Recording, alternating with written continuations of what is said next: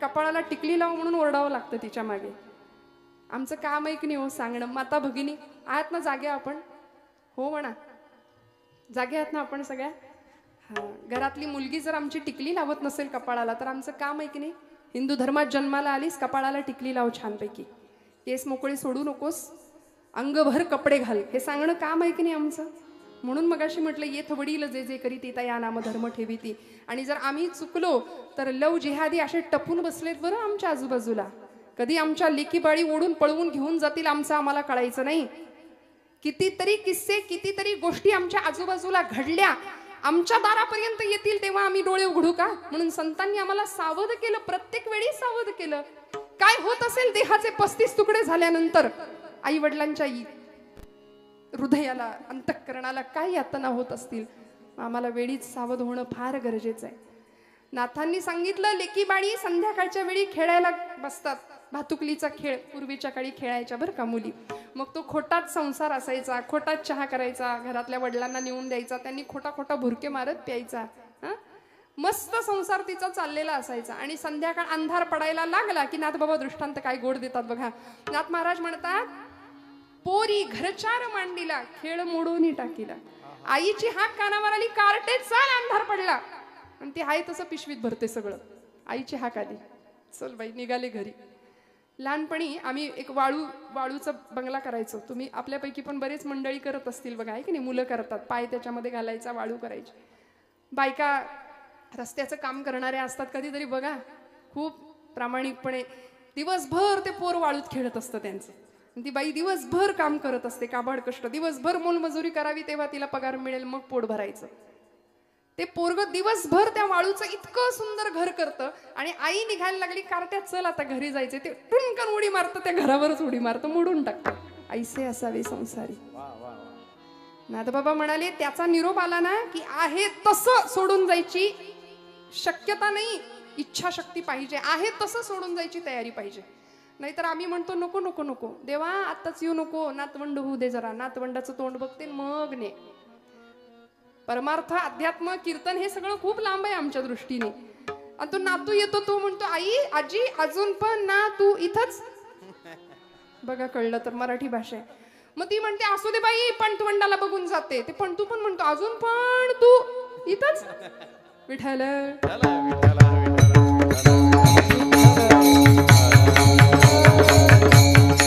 त्यामुळे लोकांना कंटाळा येईपर्यंत आमचं जीवन नसावं, संसाराचं व्यसन लागू देऊ नये. मग नाथबाबा म्हणतात की या संसाराचं व्यसन तर नकोच, तुझ्या चरणाजवळ मन स्थिर राहू दे. पण ते मन चंचल आहे, ते जर स्थिर असायचं असेल तर साधन पाहिजे. कुठलं साधन? अभंगाचं दुसरं नामस्मरण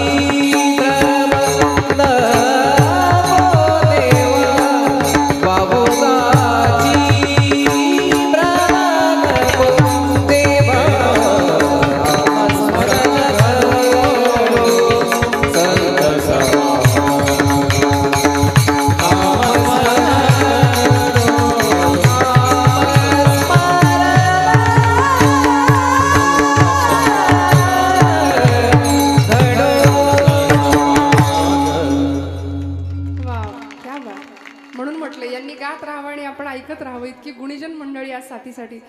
जरा दिरंगाई केली का, काटकसर केली का टाळ्यांना?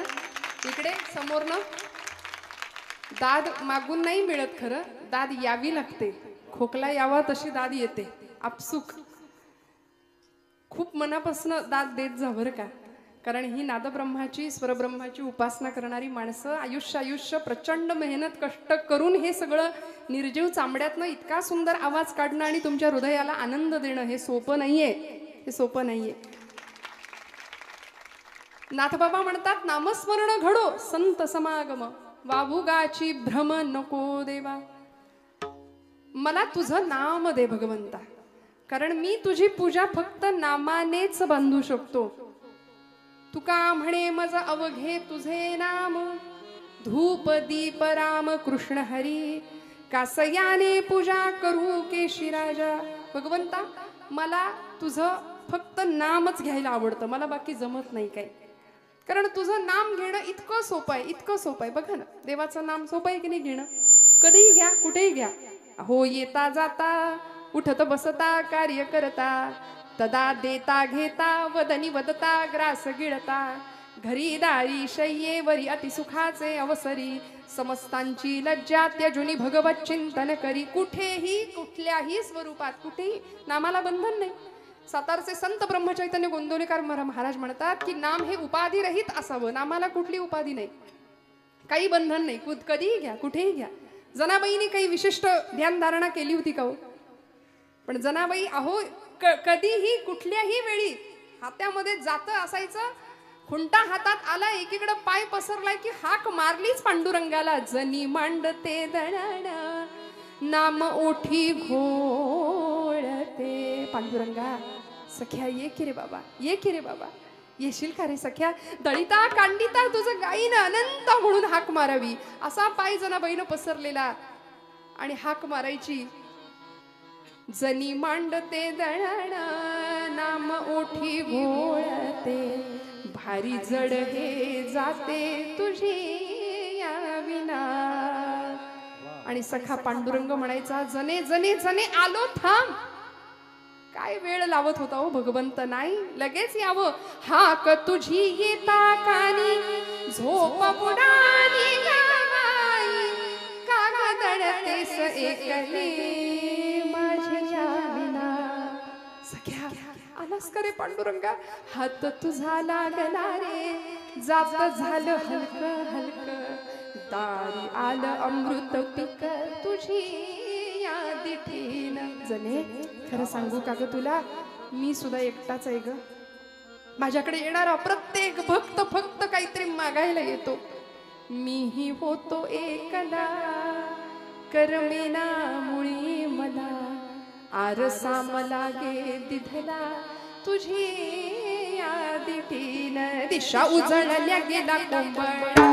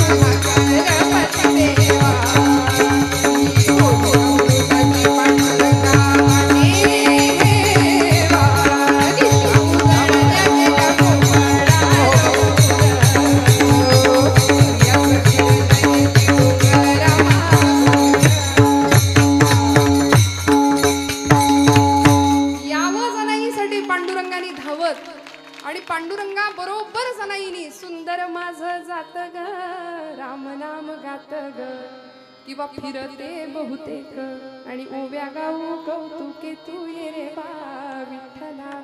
भगवंतांनी यावं, येणाऱ्या जाणाऱ्या माणसांना दोन दोन आवाज ऐकू यावेत जनाईच्या झोपडीतनं. आणि अशा प्रवृत्तीची माणसं काही त्याच काळी होती असं नाही, आजच आहेत असं नाही, त्याही काळी होती. हे महिषासुरच सगळे बरं का, देवीनं मारावंच यांना. काम क्रोध रूपी सगळे महिषासुर. आणि चर्चा व्हायची गावामध्ये पंढरपुरामध्ये, पाटील पाटील जनाईच्या झोपडीतनं दोन दोन आवाज येतात. म्हणले एक पुरुषी आवाज आहे, ताबडतोब चौकशी करा. एकटी राहते ना, कोण होता आतमध्ये, सगळ्यांनी चौकशी करावी. घेराव घातला झोपडीला आणि जनाबाई सकाळी सकाळी पीठ चोपड्यात भरलं, दरवाजा उघडला. गावातली सगळी मंडळी समोर उभी, गावचे पाटील कुलकर्णी गावची काही माणसं. विचारलं, पाटील काय काम काढलंयसा सकाळी सकाळी माझ्याकडं? पाटलांनी सांगावं, जने बाकीचं बोलू नको, आतमध्ये कोण आहे तेवढं सांग. कुठं कोण आहे तेव्हा पाटील? मी एकटीच तर गात्या. जने खरं सांग. 100 माणसांनी दोन आवाज ऐकलेत आणि तू बरी म्हणते गो मी एकटीच आहे म्हणून. आतमध्ये कोण आहे खरं सांग. पाटील आता माझ्या बोलण्यावर तुमचा विश्वास नाही, तुम्ही झडती घ्या माझ्या झोपडीची. केवढं तिचं झोपडं कोलमडलं त्या नाद्यात, कुणीच सापडेना कुणीच सापडेना. जने खरं सांग कोण आलं होतं ग? 100 माणसांनी दोन दोन आवाज ऐकलेत आणि तू म्हणते मी एकटी होती. खरं सांग, जने खोटं बोलू नको, कोण आलं होतं? पाटील माझ्या बोलण्यावर तुमचा विश्वास नाही, बोलले तर तुम्ही हसाल. सांगू का कोण आलं होतं? पांडुरंग आला होता. हसले सगळे. पांडुरंग? आणि तुझ्या झोपडीत जने पांडुरंग कशापायी आला होता ग? पाटील काय सांगू, जोंधळ्याच्या भाकरीची चवलैयारी, पंढरीचा राणा येतो जनाईच्या दारी. काय सांगू पाटील तुम्हाला. बरोबर जने पांडुरंग आला म्हणतेस, तुला दिसतो आणि आम्हासनी दिसत नाही, असं कुठं लपवून ठेवलंयस ग? आणि जनाबाई हसतात.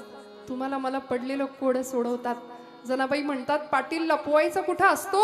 हृदयाचा बंदी खाना केला, हृदयाचा बंदी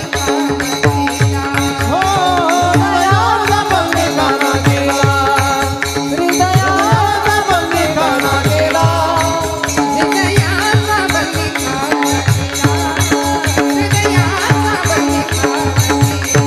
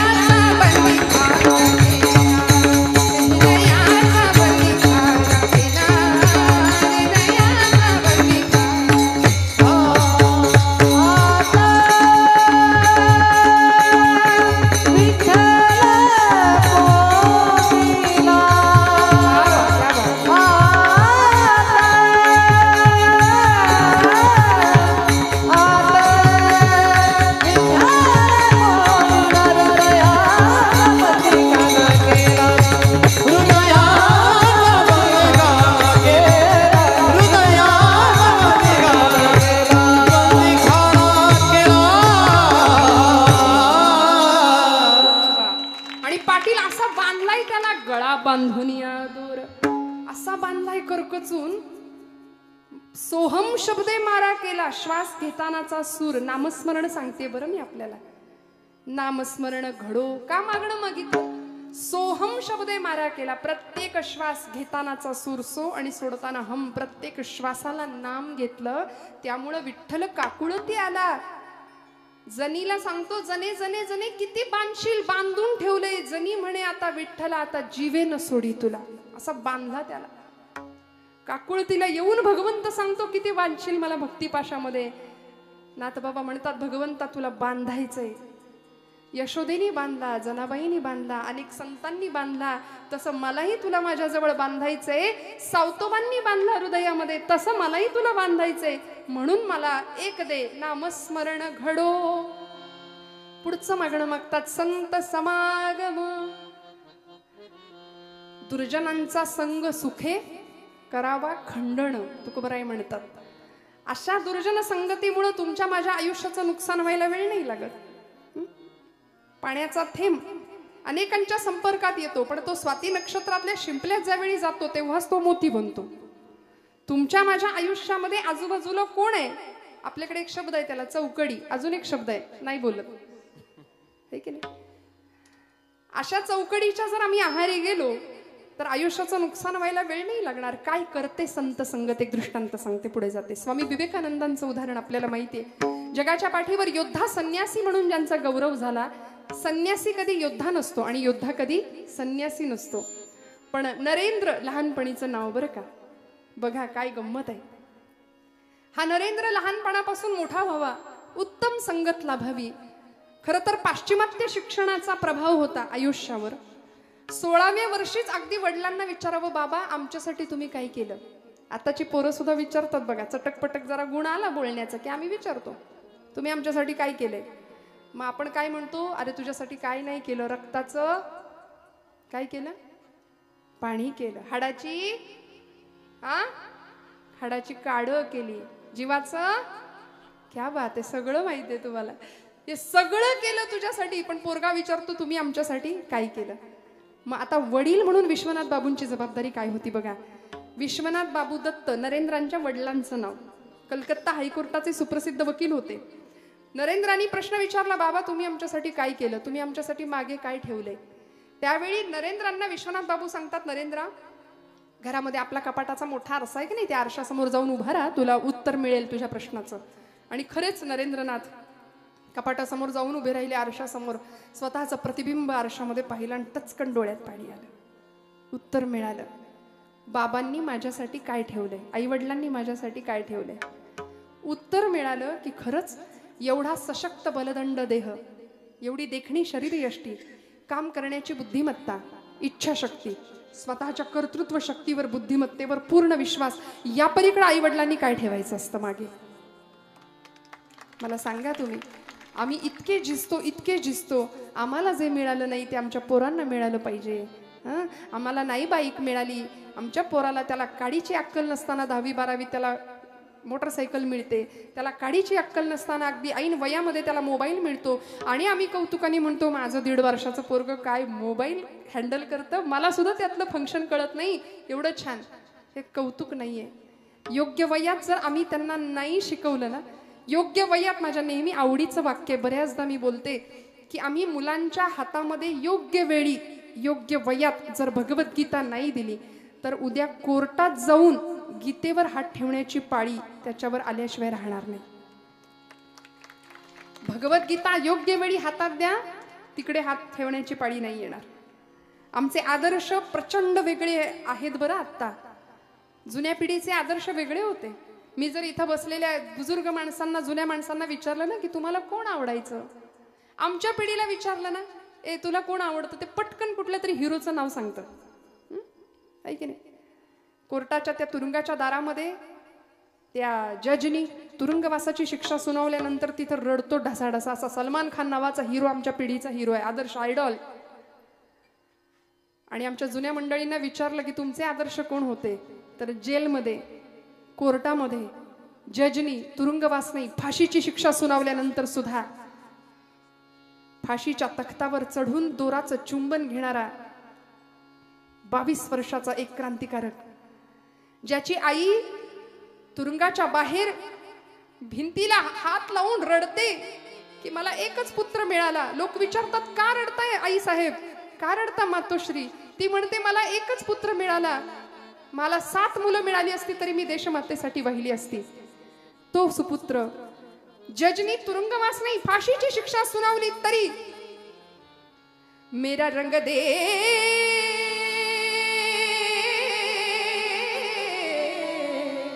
मेरा रंग दे बसंती चोला, माय रंग दे, मेरा रंग दे बसंती चोला, माय रंग दे, मेरा रंग दे, मेरा रंग दे, रंग दे, रंग दे बसंती चोला, माय रंग दे, मेरा रंग दे, मेरा रंग दे, मेरा रंग दे, मेरा रंग दे, मेरा रंग दे, मेरा रंग दे.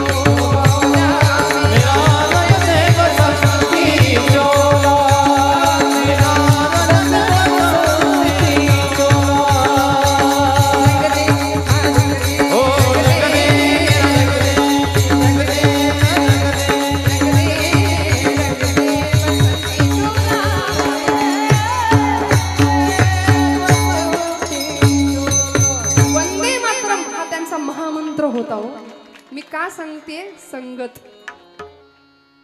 संत संगत मिळाली, सज्जनांची संगत मिळाली. भगतसिंग, राजगुरू, सुखदेव, अनंत कान्हेरे. वंदे मातरम हा त्यांचा महामंत्र होता. भगवद्गीता हातावर घेऊन फासावर गेली ही मंडळी. तुमच्या माझ्या आयुष्यामध्ये योग्य संगत नसेल तर आम्हाला अध्यात्म साधणार नाही, जीवनाचा पाया उत्तम राहणार नाही, भक्कम राहणार नाही. मी स्वामी विवेकानंदांची गोष्ट आपल्याला सांगत होते. दृष्टांतातून दृष्टांताकडे गेले पुढे. नरेंद्र, ज्यावेळी रामकृष्ण परमहंस त्यांच्या गुरुजींचं नाव, रामकृष्ण परमहंसांनी नरेंद्राला सांगितलं होतं, नरेंद्रा, कलकत्त्याजवळ पवहारी नावाचे एक साधू राहतात, त्यांच्याकडे जा, त्यांची भेट घे, साधूंचा आश्रय, साधूंचा संग मिळावा, जा, कधीतरी जा. पण स्वामीजींना वेळ नाही मिळाला, कारण ते परदेशामध्ये गेले. शिकागोची धर्म परिषद जिंकली. 11 सप्टेंबर 1893 जागतिक कीर्तीचा इतिहास घडवणारा तो दिवस आम्ही विसरतो बरं का. या तारखा नको ते तारखा लक्षात ठेवतो, नको ते दिवस लक्षात ठेवतो. 14 फेब्रुवारीला महापूर येतो आमच्याकडे प्रेमाचा, असं उतू जातं त्या दिवशी. इतकं मदर डे, फादर डे, रोज आई वडिलांचे स्मरण अंतःकरणात ठेवायला काय बिघडतो? कशासाठी वेगळे दिवस पाहिजेत? आणि अशा संतांचं दर्शन घ्यायला स्वामीजींनी पाठवलं बरं का नरेंद्रांना. नरेंद्र गेले, शिकागोची धर्म परिषद जिंकली. ट्रेनच्या ट्रेन भरून तिकडं व्याख्यानाला माणसं असायची. त्यांच्या जागतिक कीर्तीचा असा महापुरुष विभूतिमत्व होतं. पुन्हा भारतात आले. लोकांनी विचारलं होतं की तुम्ही भारत माता सोडून गेलात, तिथला झगमगाट पाहिलात, तिथला ऐशोआराम अनुभवलात, आता कसं वाटतंय आपल्या गरीब भारत देशात आल्यानंतर? सगळं लुटून नेलं होतं ना इंग्रजांनी, गरीब कंगाल देश करून सोडला होता. स्वामीजी म्हणले, मी इथून जाण्यापूर्वी मला भारत देश प्रिय होता, इथे आल्यानंतर इथल्या धुळीचा कण कण मला स्वर्गासमान आहे, इथल्या धुळीचा कण कण मला स्वर्गापेक्षा श्रेष्ठ आहे. इतकं प्रेम देशमातेवर करावं. आणि या नरेंद्रांना आठवलं एक दिवस की खरंच आपल्या गुरुजींनी आपल्याला सांगितलं होतं की कलकत्त्याला एका साधूंच्या आश्रमात जायचंय. ते गेले, वेळ काढून गेले. पवहारी बाबा असं त्यांचं नाव होतं. पवन हाच ज्यांचा आहार होता. संतांचं वर्णन आहे हे. उत्तम सेवन, शीतल कंठासी, पुष्ट कांती तैसी दिसेवरी, असं संतांचं वर्णन आहे. अमृताचे पान, संतांचे भोजन, करीती कीर्तन सर्व काळ. संतांचे भोजन, अमृताचे पान, संतांचे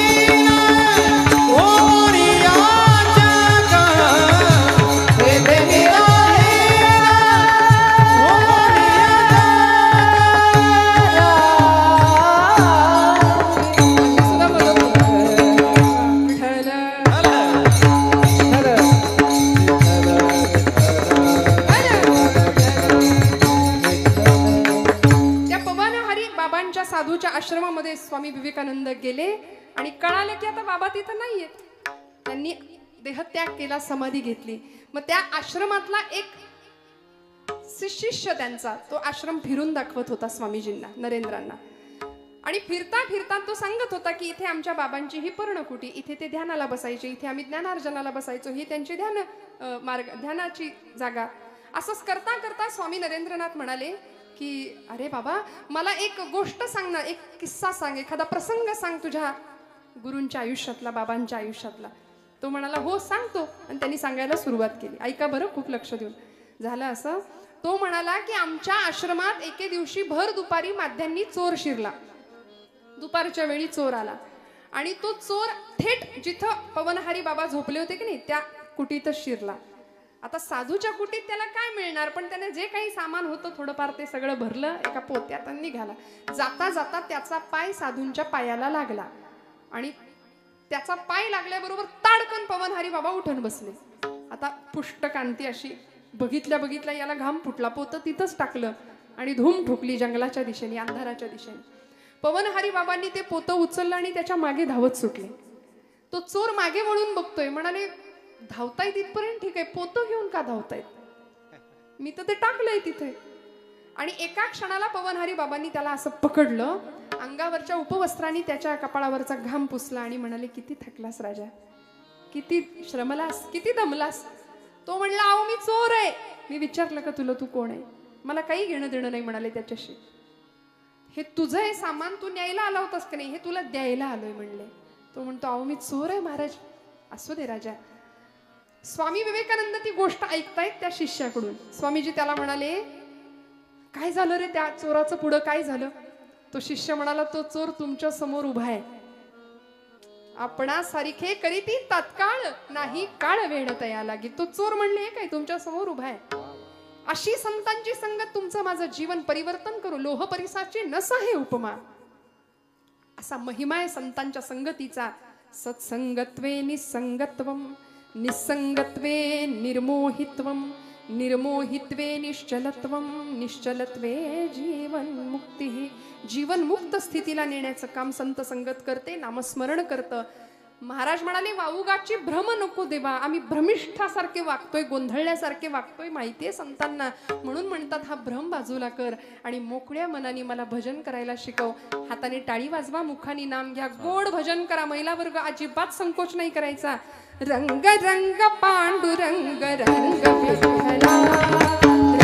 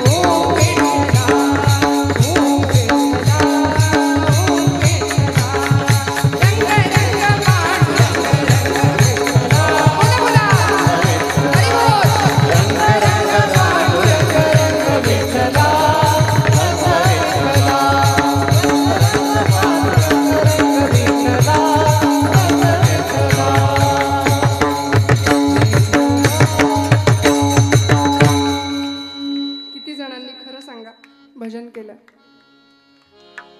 हात वर करताय अगदी प्रामाणिकपणे महिला वर्ग. नाहीतर 11:30 वाजले तरी अजून विठोबा रखुमाई नाही. आणि पुंडलिक वरदारी विठ्ठल श्री ज्ञानदेव तुकाराम पंढरीनाथ महाराज की आम्ही सगळं म्हणायचं, तुम्ही नुसतं हे असं नाही बरं का. भगवंताला लबाड भक्ती सुद्धा कळते. नाथांचं मागणं असं उदात्त आहे आणि आम्हाला सुद्धा वस्तुपाठ दाखवणार आहे बरं का. काय मागायचं, नामस्मरण मागितला, संतसंग मागितला, भ्रम नको. कारण हे जगच भासमान आहे.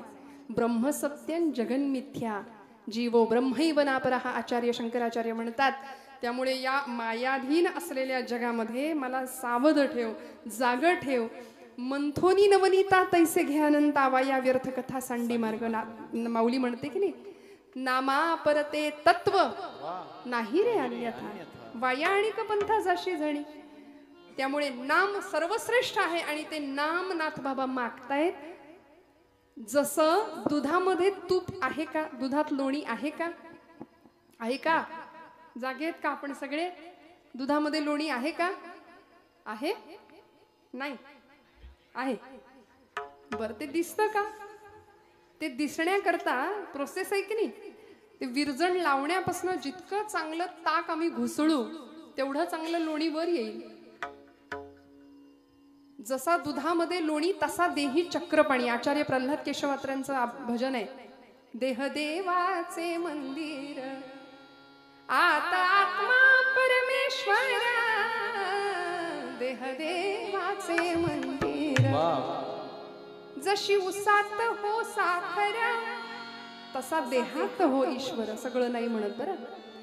तुका सांगे मूढ जना देव देही का पाहना. अनेकांना वाटतं तुकोबरायांचा अभंग आहे की काही. आचार्य प्रल्हाद केशव अत्र्यांचं ते पद आहे. ते म्हणाले जसं दुधामध्ये लोणी तसा देही चक्रपाणी. दुधातलं लोणी आहे पण दिसत नाही, मग ते करता मंथन करावं लागेल, म्हणजे घुसळावं लागेल. आणि मी नेहमी म्हणते फिजिक्सचा म्हणजे भौतिकशास्त्राचा नियम आहे की ज्यावेळी आपण एनर्जी सेंट्रलाइज करतो, ऊर्जा ज्यावेळी सघन केली जाते, सगळा वारा एकत्र आणला पवन ऊर्जेच्या माध्यमातून, त्यावेळी वीज निर्माण झाली. सगळं पाणी एकत्र केलं त्यावेळी वीज निर्माण झाली. तसं ऊर्जा एकत्र केली की ती जास्त कार्यशक्ती देते, जास्त पॉवर देते. तसं भगवंतांनी आम्हाला प्रचंड मोठी ऊर्जा शक्ती देऊन पाठवले. ती झोपली आहे सध्या. तिला जर जाग करायचं असेल तर भजनाशिवाय पर्याय नाही. म्हणून नामस्मरण संत भगवंताकडे मागतात की माझ्याकडून नाम करून घे भगवंता, हाची माझा नेम सिद्धी नेई आणि हे सगळं तूच करून घे. आम्ही ध्यानाला बसतो, लोक म्हणतात काय ध्यान बसले. असं आमचं ध्यान. हातामध्ये जपमाळ, समोर टीव्हीवर आई कुठं काय करते, ती अरुंधती आली की रामकृष्ण हरी रामकृष्ण हरी राम, आणि संजना आली की रामकृष्ण हरी रामकृष्ण हरी रामकृष्ण हरी. असा आमचा अध्यात्म, असा आमचा जप. जेणे विठ्ठल मात्रा घ्यावी तेणे पथ्य सांभाळावी. गळ्यात माळ असली पाहिजे, पण माळेला मणी किती असतात हो? नक्की का? तेवढ्या खोड्या काहींकडे असतात. कोरोनाच्या काळात संयम नाही राहिला. डॉक्टरांनी सांगितलं माळा काढा. नाही, डॉक्टर नाही सांगत. डॉक्टर म्हणले खाल्लं तरी चालेल, लोकांनी माळा काढल्या. अशी अवस्था आहे.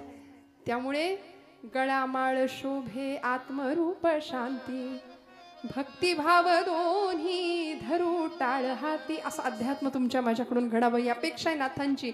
म्हणून मस्त भजन करा आता. विठोबा रखुमाई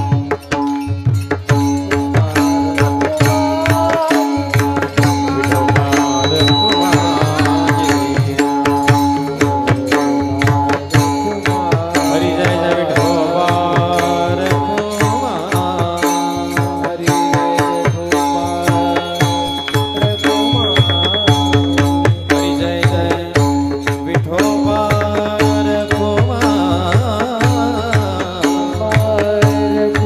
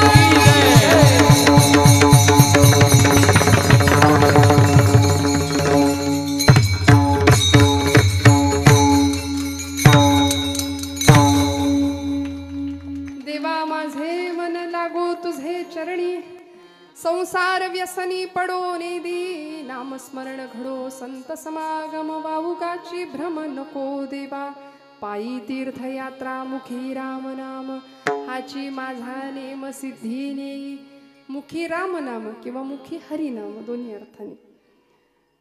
नाथांनी भगवंताकडे नाम मागितलं. काय काय मागितलं बघा. तुम्ही आम्ही काय मागतो? सगळं प्रपंचातलं दान मागतो, संसारात सुख मागतो, यंदा पोरीचं जुळू दे, मुलाला नोकरी लागू दे. पण खरं सांगू का, तो दाता आहे, तो द्यायला बसलाय. अशी कृतज्ञता पाहिजे.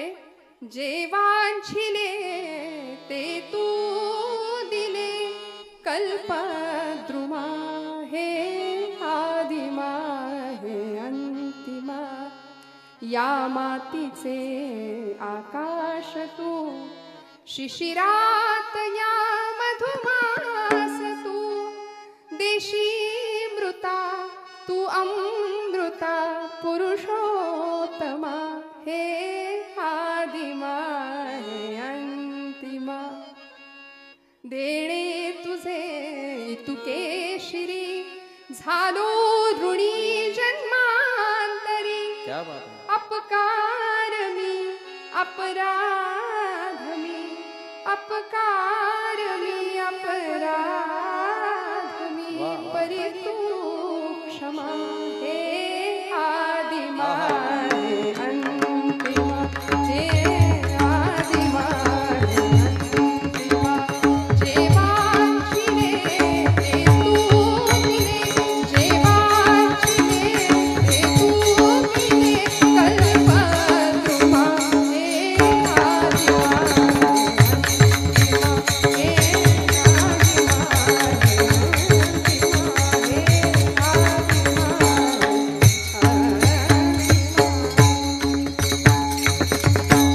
द्यायला तो बसलाय. मागायचं काय हे तुमच्या माझ्या हातात आहे. भरताला मागता आलं असतं की नाही? अहो मागायच्या आधीच मिळालं होतं. मिळालं होतं की नाही? मला सांगा, मर्यादा पुरुषोत्तम प्रभू रामचंद्रांना दुसऱ्या दिवशी राज्याभिषेक होणार होता, गादीवर बसायचं होतं. आईच्या वचनासाठी वडिलांना त्याग करावा लागला. सांगितलं, रामा तुला जावं लागणार आहे वनवासाला. सुख दुःखे समे कृत्वा लाभा लाभो जया जयो. या परिस्थितीमध्ये कुठलीही वेळ आली तरी, ज्याला मराठीमध्ये स्टेबल म्हणतात, असं बोललं की लवकर कळतं. काही परिणाम नाही होऊ दिला, काही नाही काही नाही. आमचं कसं, जरा कुठे खुट्ट झालं की आमचा पारा असा लगेच चढतो. प्रपंचामध्ये या एका विकारावर आम्हाला विजय मिळवता आला ना तर आम्ही सुखी होऊन जाऊ. प्रचंड राग, पण सगळं स्वीकारलं की नाही. असा पुत्र प्रभू रामचंद्र सगळं स्वीकारलं आणि निघून गेले. सीतामाई सुद्धा निघून गेल्या. किती मोठा त्याग होता, स्वार्थ त्याग कशाला म्हणायचं. निघून गेल्या. भरताला सगळं मिळालं होतं, बंधू प्रेम असं होतं, पण तरी सुद्धा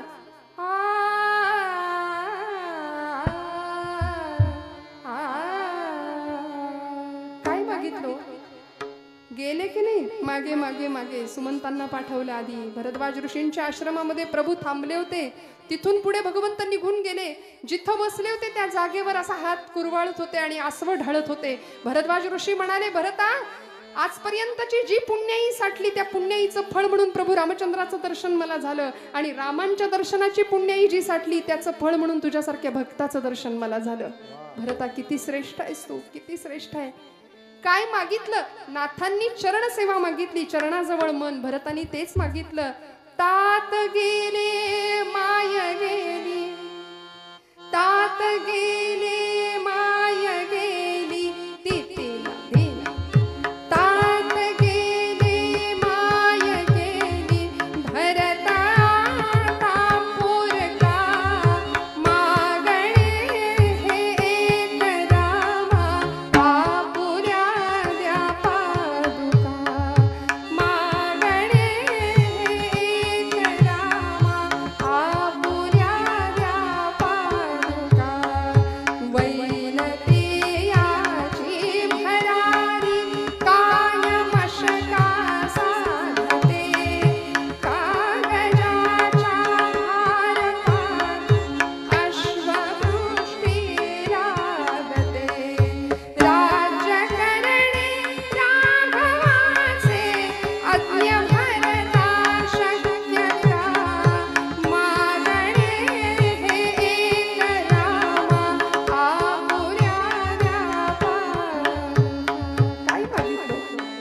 चरण सेवा मागितली, पादुका मागितल्या, आयुष्यभर त्या पादुकांची सेवा केली, स्वतः संन्यस्त वृत्तीने जीवन जगले.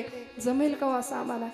आम्ही मात्र कधी एकदा सगळ्या जगाची भूक काय मला सांगा? सध्या सगळ्या जगाची भूक काय आहे? सत्ता, संपत्ती, ऐशोआराम, आधुनिक सुखाच्या साधनांनी वखवक वखवक वाढवली. घरामध्ये सगळं आहे, सगळं घर भरलंय फर्निचरनी, माणसांना बसायला जागा नाही एवढं भरलंय. सगळं सेट आहे, sofa set, dining set, kitchen set, माणूस कायम अपसेट, कायम असमाधान, समाधानच नाही. सगळ्या सुखाचे अलंकार जर अंगावर उपभोगायचे असतील तर संतांनी नामाला महत्व दिलं, संत संगाला महत्व दिलं. म्हणून नाथ बाबा नामस्मरण मागतात, संत संग मागतात, तीर्थयात्रा मागतात.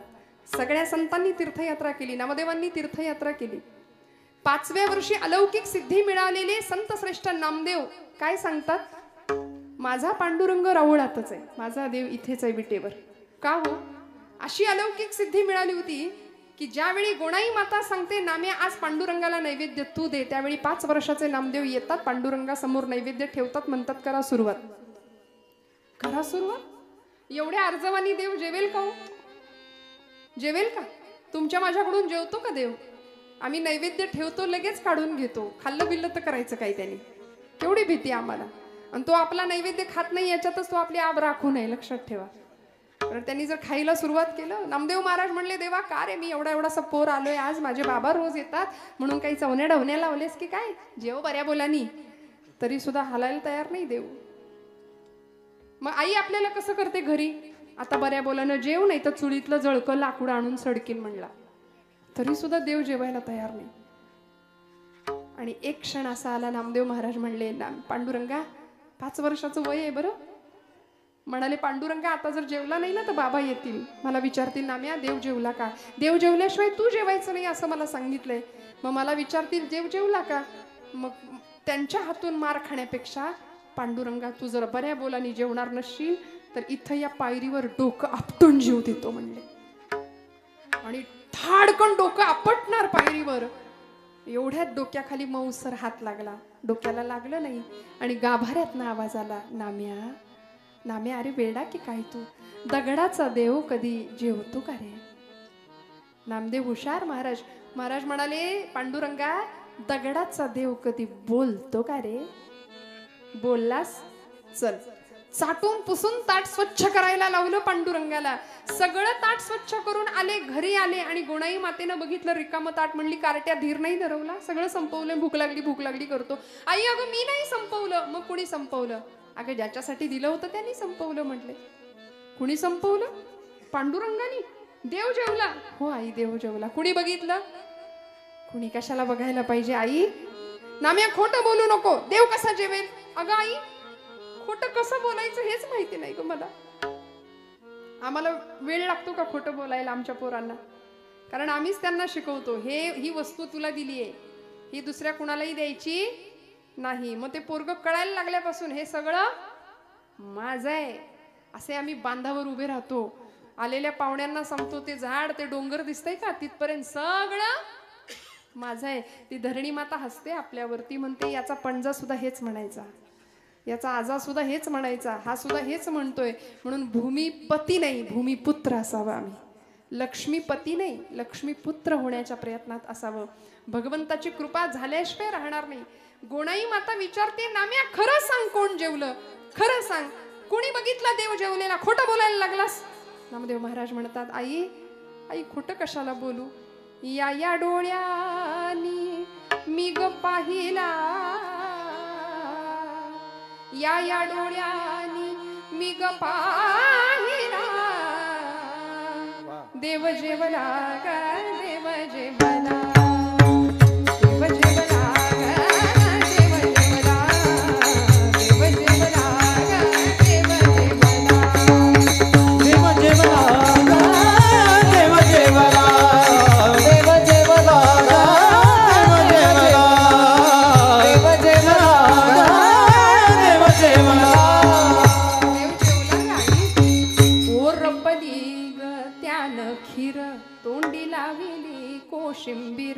भुरका साराचा.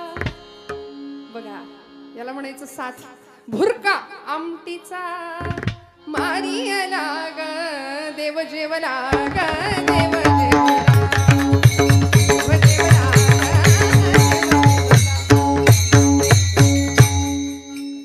आई देव जेवला म्हणून सांगितलं.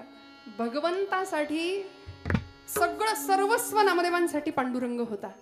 भगवंतांनी सांगितलं नाम्याने बोलवलं की येणार, त्याच्याबरोबर खेळणार, त्याच्यासोबत जेवणार, त्याच्या कीर्तनात नाचणार सुद्धा.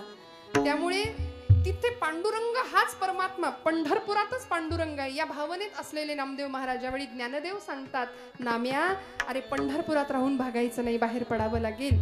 शिंप्याच्या जातकुळी जन्माला आलास म्हणून काय झालं, सगळ्या जगाला कळू दे नामदेव नावाचा शिंपी अवघा देश शिवायला निघालाय प्रेमाच्या धाग्यानी आणि भक्ती नावाच्या सुईनी. अवघा प्रांत जोडला, घुमांपर्यंत पोहोचले, पंजाब प्रांतापर्यंत. एकही राष्ट्र एकही राज्य असं नाहीये की जिथे नामदेवांच्या खुणा नाहीयेत. आज सगळीकडे पोहोचले. ज्ञानदेवांनी तीर्थयात्रा केली, नाथांनी तीर्थयात्रा केली, तुकोबांनी तीर्थयात्रा केली, अनेक संतांनी तीर्थयात्रा केली. पायी तीर्थयात्रा मुखी हरिनाव हाची माझा नेम सिद्धी नेई. आणि शेवटच्या चरणामध्ये नाथ बाबांना पांडुरंग विचारतात, भगवंता नाथा काय हवंय, अजून अजून काय हवंय मागा, अजून काय हवंय. काही मागणे नाही नाही देवा आणि मागण नाही नाही देवा.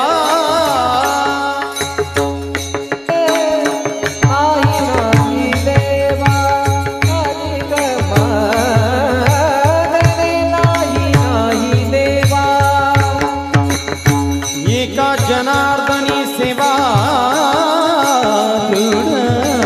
दे, एका जनार्दनी सेवा दे.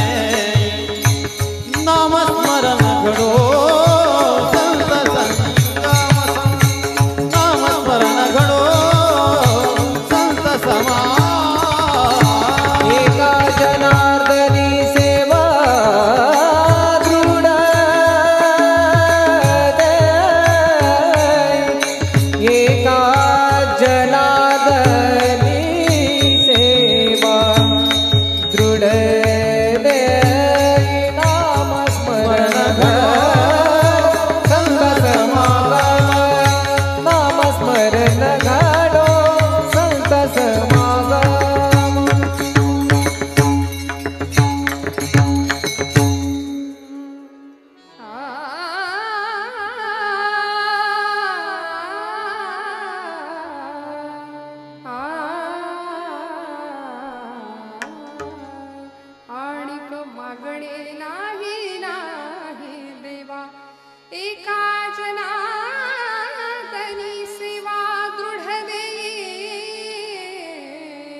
स्मरण घडो संत समागम.